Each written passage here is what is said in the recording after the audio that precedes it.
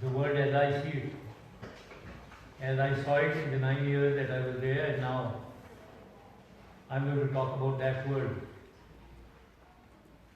Now, I started by thinking, how should I be encapsulating whatever this world, a very unstable world at that, has experienced and is experiencing. How to encapsulate all that within a 40 minutes talk that I've been given. And I thought I should then, therefore, touch on areas which have caused, or which are the cause of that instability around the world. And by touching and giving a bird's eye view of those areas, those issues, I would cover the world at a glance, as I say. So I would start first of all by giving a very broad strategic contours of this unstable world, but a rapidly changing world. I'll give broad contours of that. Then I would like to talk of the Muslim world, because I think the turmoil mostly is in the Muslim world. Then the other point of turmoil or upheaval is South Asia. So I would like to talk about South Asia, focusing on India, Pakistan and Afghanistan. And lastly, my own country, Pakistan, which has become quite an enigma, I would say, because people think that this is religious militancy. It is the hub of religious militancy. It is the core of terrorism and extremism. So I would like to give an explanation of how I see Pakistan and how I think Pakistan is quite misunderstood and misread. We're talking of the changing world, as I said, first of all, this unstable, rapidly changing world. First of all, the world was bipolar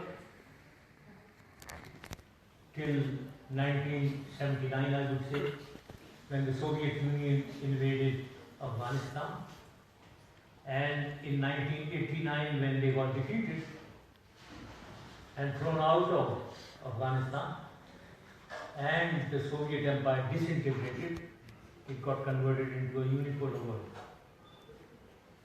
And now this unipolar world is fast changing into a multipolar world. And the new poles that are emerging are China, definitely, and also Russia. European Union was also one of the poles, emerging poles.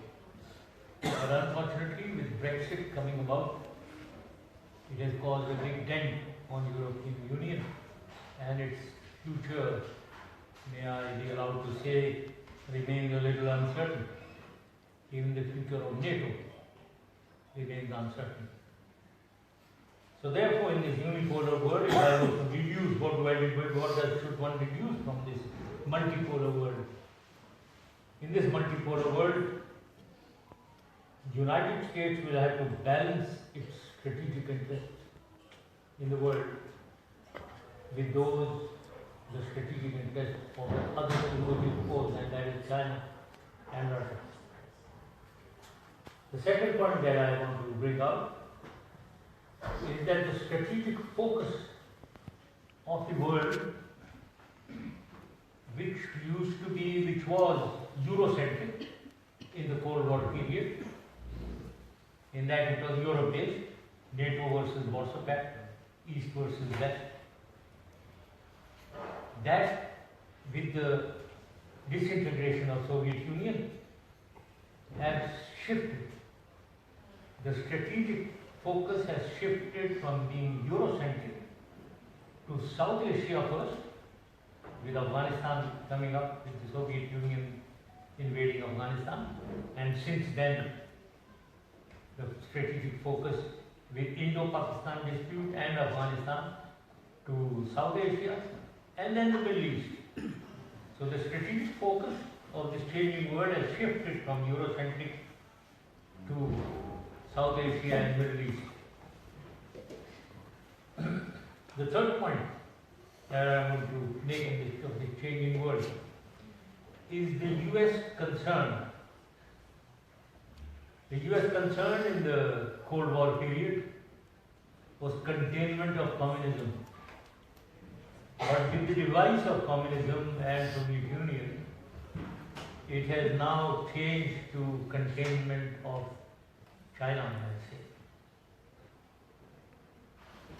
Denial of China to the waters of the Pacific and the Indian Ocean. And if you see US strategic relationships with Japan, South Korea, Taiwan, Australia, Singapore, and now India, it is a circle around China. This is a ring around China, and also the weight of the naval forces, American naval forces, which used to be Atlantic oriented, are now Pacific oriented. So therefore a cheerful shift in the strategic focus. The other point I want to make is that Southeast and East Asia are the emerging economic powerhouses of the future. Economic powerhouse shifting maybe gradually from Europe towards East and Southeast Asia. North Korea seems to be the odd man out, testing the United States' resolve and patience. The United States on North Korea ought to be balancing its attitude and relations with that of China in North Korea. Last point on this issue of changing world is globalization.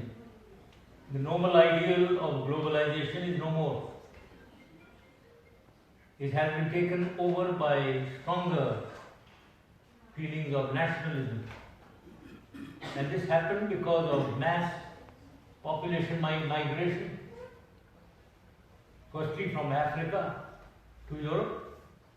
Simple issue of economic inequities, therefore people shifting from poorer countries to the greener pastures of Europe.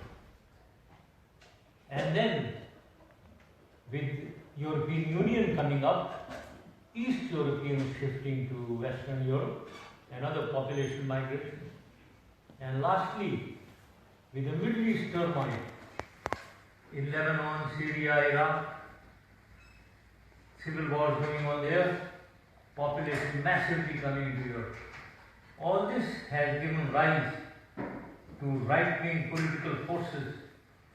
And if you see what is happening in the United States, even UK with Brexit, and France and Netherlands are indicators of the noble ideal of globalization giving way to nationalism and right-wing political forces emerging in Europe.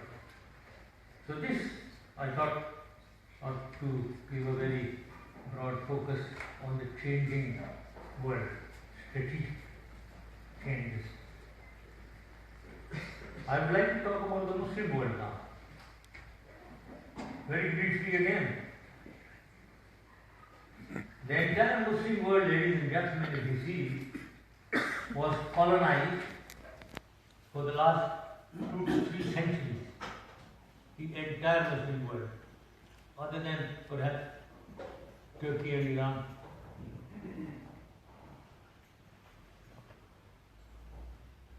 All of them got their independence after the Second World War, in late 40s or early 50s.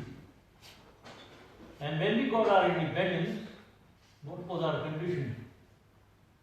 We were the most backward, we were the poorest, we were most illiterate. That was the condition of the Muslim world. And also, other than these negatives, we were totally tribally and ethnically fragmented, compartmented, and polarized societies, divided into small ethnic groups. Therefore, they needed a very strong hand to keep united. But however, the West needed us, when I say us, the Muslim world, they are almost entirely, to democratize, meaning thereby total liberty, human rights, decentralization. When that happened, the Muslim world was confused. Here, they are compartmented, fragmented, being held together by strong arms, strong hands. But we have to devolve power now, allow freedom of speech and action, etc. There was total confusion in the Muslim world. If you see the entire various parts of the Muslim world today and see what is happening there, it is proof of the confusion that exists in the Muslim world. Let's take South Asia, the region that I come from, Pakistan. South Asia is home to 40% Muslims of the world. Of course, I'm talking of Pakistan and Bangladesh Muslims and Muslims in India. This accounts for about 40% of the Muslim world. What is happening here? Total turmoil because of the Kashmir dispute between India and Pakistan. Because of the genocide that is going on in Kashmir. Therefore, there is turmoil there. And now, in Afghanistan, within Afghanistan and between Afghanistan and Pakistan, there is instability and turmoil again. And thirdly, within India. Jeg er menneskerettighetsaktivist, har bodd her i 30 år. Nobel After jeg skal ha innledning på norsk. Har bodd her i 30 år, og så er det verdier her som er representert, som er verdt å respektere. Som jeg sa, jeg er menneskerettighetsaktivist, og denne mannen her, Pervez Musharraf. I'm not understanding the word. Just a moment. I'm not accepting. Don't give a language where we are. No. Oh, fuck off.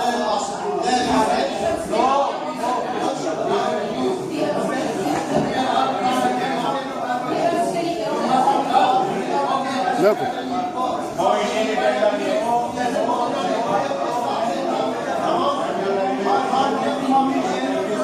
Possible to ask the question. There is no way for any. Please, yes. एक बार फिर बोलो. Musharraf, Balochistan, you are Indian. Kindly. Aktivist, har bodd her i 30 år. Nobel After jeg skal ha innledning på norsk.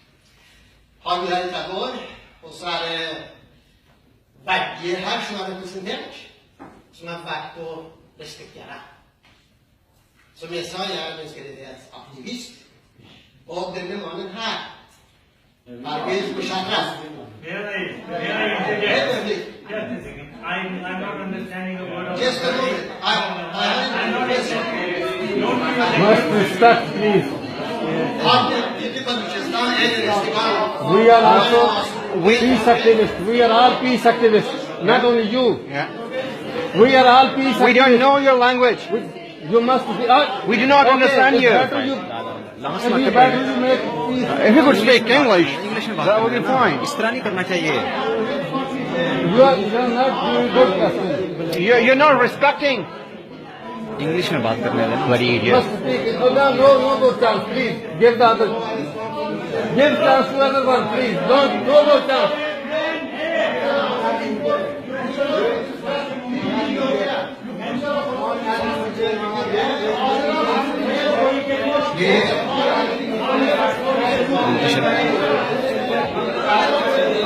Sorry. Hello, please. Dere må la han stille spørsmål. Yes, please.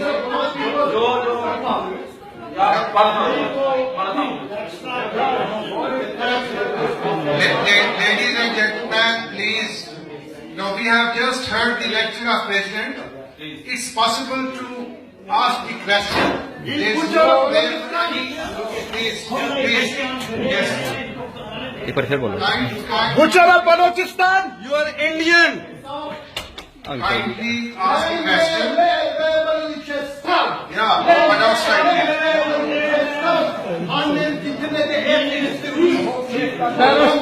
Terrorist Indian friend, terrorist non-Muslim, terrorist non-Muslim friend. You are not Balochi. You are not Balochi, you are Hindu. You are against Muslims.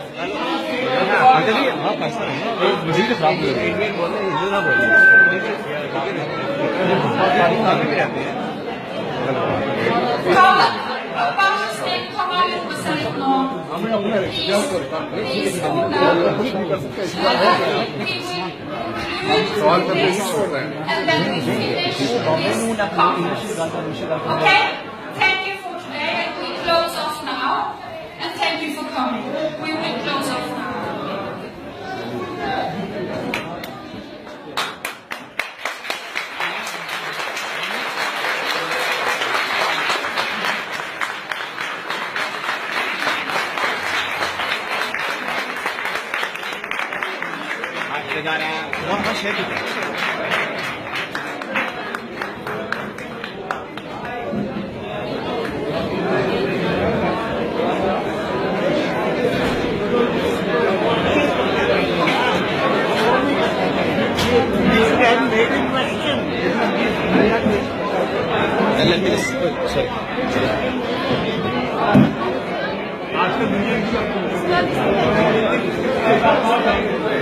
Sir, एक second देखिए sir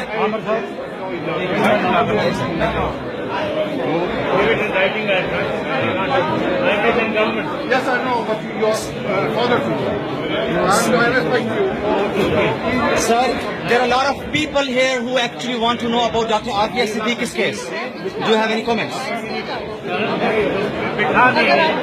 Sir, Dr. Afia Siddiqui के बारे में कुछ बताएंगे? Sir, doctor Aafia Siddiqui के बारे में कुछ बताएंगे? बैठने दें।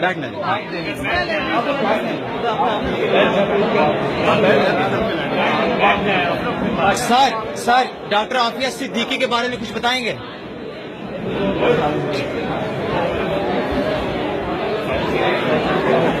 डॉक्टर आफिया सिद्दीकी के बारे में